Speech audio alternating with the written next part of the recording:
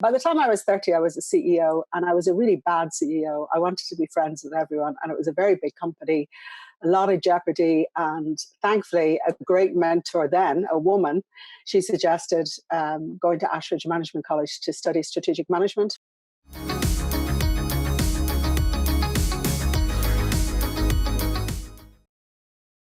Our hashtag series continues, and this episode is with Norah Casey, Irish businesswoman, media mogul, TV personality, and broadcaster, and a woman that helps young entrepreneurs all around the world, offering stellar advice. I chatted to Norah about the mentor needing a mentor and why education is so important in business. I hope you enjoy this. I never met a businesswoman, so I'd never have said I want to be a businesswoman. I didn't even know what a businesswoman was. And I come from a long line of nurses, my mom and my aunts and uncles and my godmother. So for whatever reason, I ended up training as a nurse in Loch Lomond in Scotland. And I did 3 years. Then I did burns and plastic surgery for the last year, which is not cosmetic surgery. It's quite harrowing. It's to do with mainly a lot of children and people who end up in house fires. So I think at the end of that, I really felt I couldn't continue. I love nursing. I didn't think it was going to be my job for life. So at the age of 23, I went to London. I worked for the Royal College of Nursing for a while, and then had loads of newfound skills. I was writing for The Guardian. I was doing lots of TV work, and I had a great mentor, a man at the time, who said, "Why don't you think of doing journalism?" To do journalism for me, I had to go right back to the beginning again, you know, an oily rag on the newsroom floor. I did it in Harlow, and I ended up doing print, obviously, and then I did TV production and direction at Ealing College for 2 years, and I did my radio training at the BBC. So I was in my 20s kind of doing the rounds, main salary coming from print, but I did a show at the weekend on LBC. I did lots of presenting for the BBC and ITV and Sky as it was then. So I was a bit of a workaholic, I guess. I missed all that, you know, decade of indulgence in my 20s. I was working. And by the time I was 30, I was a CEO, and I was a really bad CEO. I wanted to be friends with everyone, and it was a very big company, a lot of jeopardy. And thankfully, a great mentor then, a woman, she suggested going to Ashridge Management College to study strategic management, which I did for 2 years. You end up being locked in for 3 months, for want of a better word. And then you have a great mentor to work with for 2 years. And it just was the makings of me. I really thought I could never get a job as great as being a writer and then an editor. And then when I became CEO, I thought, oh my goodness, this is the best job on the planet. I can launch, I can, decide what to do. I can shape and build the business. So yeah, I then ended up kind of being a bit of a guru of education and in management. I went back to Ashridge actually and did advanced strategic management. So yeah, I think education has been such an important part of my life. I don't think at any age I've ever stopped doing programs. I've been doing online programs now, even in COVID-19. So I think the more you keep your brain interested, a lot of people strive to be interesting. I often sit next to people who are trying to be interesting. And for me, I think the way to keep your brain active is to be interested always, I don't think you can be an entrepreneur without some education. There's always that thing, is are leaders born or made? There's certain personality traits that are laid down quite young in life, usually by the age of 23. Sometimes I'm talking to kids at around 18 and saying, who's not the cool kid? Who's not in the gang? Who's the one that's failed the exam? And a few, little hands go up, and I say, well, you're going to be the leaders of the future, because you may feel slightly out of sorts at the moment, but the people who are in the gangs, they're the followers, and they'll always be employees. But I think entrepreneurship should be taught to kids at a very young age. I think if more of them had those leadership skills at the age of 23, the only two that you can really develop later in life is one, which is adaptability. And that really comes with failure. So nature's harshest and best teacher. So you learn how to be adaptable by, going on in life. And the second is confidence. So believe it or not, I wasn't really a confident child myself. I certainly wouldn't have said that I was confident as a nurse. My confidence came quite late in life, but I always say to people, it doesn't matter what age you are, the wonderful thing about your brain, the plasticity in your brain is that if you can take the courage to leap off the cliff and make that first speech, or, do that first presentation, the next one will be easier, and the next one after that will be easier again. So definitely, I don't think entrepreneurship comes just as a flash. There's a thing about I grew up there. I'm not doing an Angela's Ash's moment now, but there were 8 of us in a 3-bed house. And the chances of somebody like me ending up doing Dragon's Den or owning businesses or investing businesses, it's very remote, very tiny. So sometimes through adversity, which is an odd thing to say, and sometimes through, they used to call it nous, people who are a little bit street smart. You might have a certain foundation for entrepreneurship that you can build on. They often say that second generation children are a little lazy. I don't mean lazy as in physically lazy, but their brains are a little lazy because a lot of stuff is delivered to them. They don't have to fight so hard for it. And that is true. I believe wholeheartedly in mentorship, and I mentor a lot of women globally. I work with an organization called Vital Voices. It was set up by Hillary Clinton and Madeleine Albright. And the idea behind that is actually to help individual women, not organizations, around the world. And I work primarily in economic empowerment, not so much in social entrepreneurship or in the charity space. So I work with women who are incredible. They might be in Africa or in India, sometimes parts of Europe or Eastern Europe. But for myself, I find that Vital Voices, the mentor network in there, is phenomenal for me, because I also now have a huge network of women all over the world who are mentoring other women that will also mentor me. So if I have a problem, and I have a great network of friends, for some reason, in business in particular, I met women CEOs of companies that were my clients, and we ended up being fantastic friends. We have a club, actually, and we connect at least once or twice a week. In COVID on Zoom calls, obviously.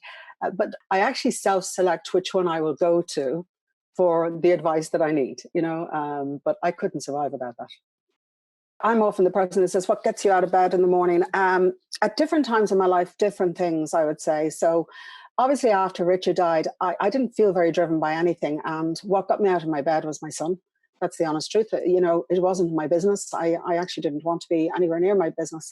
But really what got me, so I can identify with people at the moment who are like, I don't know, lying on the couch and binge watching Netflix, for want of a better word, because sometimes when you're not feeling great for whatever reason, it's very hard to get up and say, you want to seize the day. And if it was as easy as giving people cliches and telling them to go for a walk, well, everybody would be healed.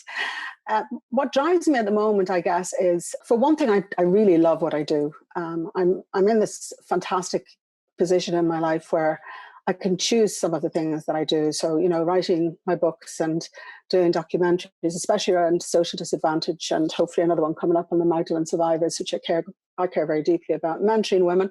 I know my brother at the end of the week often says, did you just work the whole week pro bono? I said, yeah, but you've no idea. When I turn off the Zoom at 7:00 and I've just got somebody over the line to save their business, it's a ridiculously happy feeling. I really feel very fulfilled by it. And I think I've had jobs in my life that I didn't feel fulfilled at. And, it's a nice feeling sometimes to spend the day doing some brilliant things and choosing, who wouldn't give their right arm to do radio and television and writing. And I feel there's not enough time sometimes. I mean, that's my biggest fear, is that, time will run out when I'm asleep. So I don't tend to sleep very much. I started on New Year's Day saying I wanted to live more deeply and more widely. And that was inspired by the idea that as time goes on, we all know time is elastic.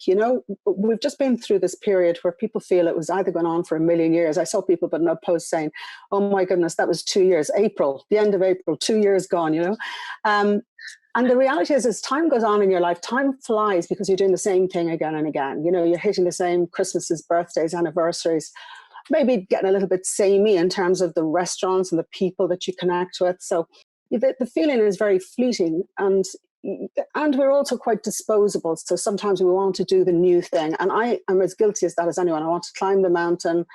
I want to jump out of the plane. I want to fly the plane. And I've done all of those things. And then I was thinking, there must be a different way to live your life. And I hit upon this idea of living deeply. And deeply for me is the simplicity of going for a walk, connecting with an old friend. Maybe instead of throwing out that thing that I was trying to master and starting another one, I would actually get better at playing the guitar or playing the piano, both of which have eluded me most of my life. So sometimes deep for me is digging deeper into something and improving my understanding. And wider is more that I had got to the point where I felt if I didn't fill the to-do list, i.e. climb the big mountain or do the huge thing during the day, that I wouldn't feel fulfilled going to bed. Then I realized that it was really more about the fact that you fill the space up of the day with really great things. You don't have to climb mountains to feel that actually, you've done some really great things that day. It could be just staring at a kingfisher for 30 minutes, which I did at the weekend. It still feels much more fulfilling, and the time just seems to slow down. You can't control how long you have on this earth, but you can control what you do and the time you have, So if I had $1 million and I put it in front of anybody right now, I'd say don't invest in print. That does not mean that I think print is dead. I definitely don't. In fact, Woman's Way, which is my Romanian magazine, which is weekly, we've sold 30% higher during the pandemic. And maybe that's because it's coming into its own a bit, with knitting and stitching and crafts and cooking. And I definitely, when you look at what's happening in the European sector in particular, there's loads of new launches in print. There's definitely a future in print, but it's going to be quite different. Consuming fashion and beauty is not going to happen in print because it's already happening online. All of the magazines who relied on celebrity gossip, it's a minute by minute thing. It's not something you wait each week to read in a magazine. But there's definitely, I think, there's a whole raft of different print periodicals that could be targeted at people who have very deep passions and hobbies and want to know much more about it than perhaps they'll get in an online medium. The interesting thing about the mainstream media, let's take news, for instance. News is happening as well, second by second. And, in a way, print newspapers are following online media rather than the other way around. So you'll see quite a lot of articles coming up every day, which are actually just repeating things that were on Twitter and reproducing tweets that created the story that they're now covering. So it's a very interesting period. Anything that's of any importance, everybody knows about within 30 minutes. So there's no question that you're waiting till, I remember waiting for the Irish press to land on the mat, and my father would, nobody could touch it. He had to pick it up, and we did 6 o'clock news on. But we consumed media at that point, as in when the newspaper got delivered or when the television went on to the 6 o'clock or the 1 o'clock news. So what's really good about it now is that we are getting news much faster. What's really bad about it is we tend to get addicted to having that news. The most overused phrase is breaking news on the internet. Before, something that appeared dramatic, was in our local town, whereas now we think something's dramatic that happens, gazillion miles away from us. I'll tell you the really fantastic thing, though, about the medium is that, I work a lot, and I've worked in television all my life, and it is very expensive to put something on television, and you have to go through a lot of bureaucracy, a lot of red tape.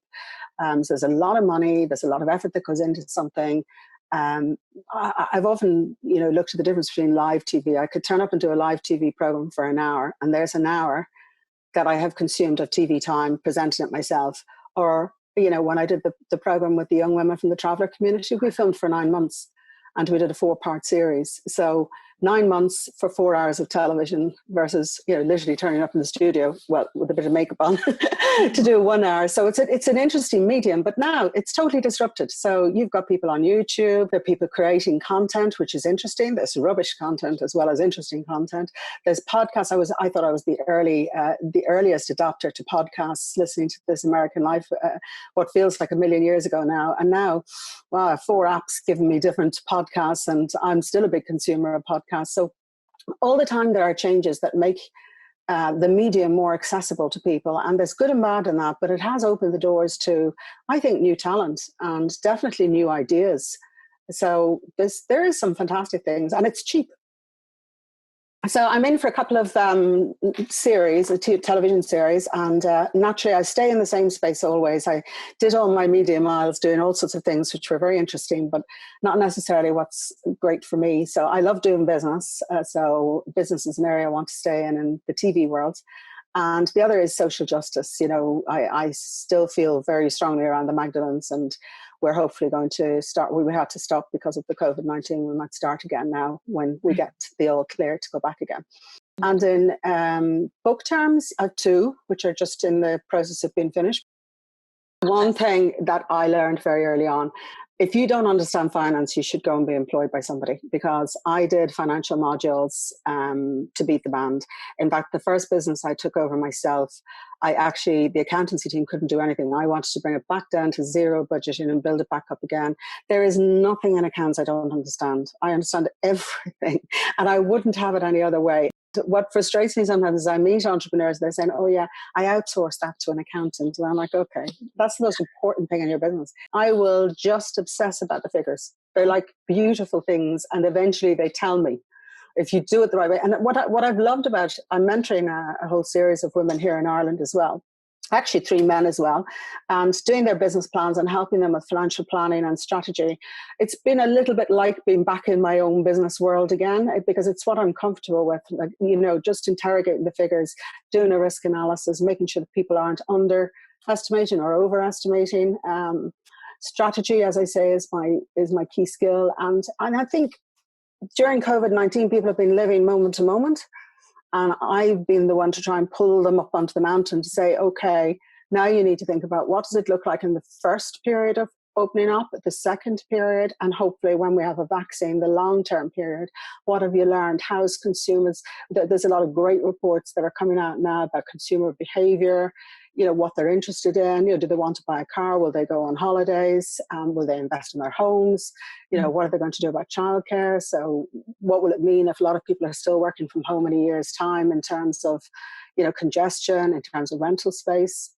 A lot of issues that have changed the whole, but it's a terrible thing to say because so many bad things have happened in the pandemic, but it's the most exciting period for business. I've never known a period where all of a sudden the whole world has changed.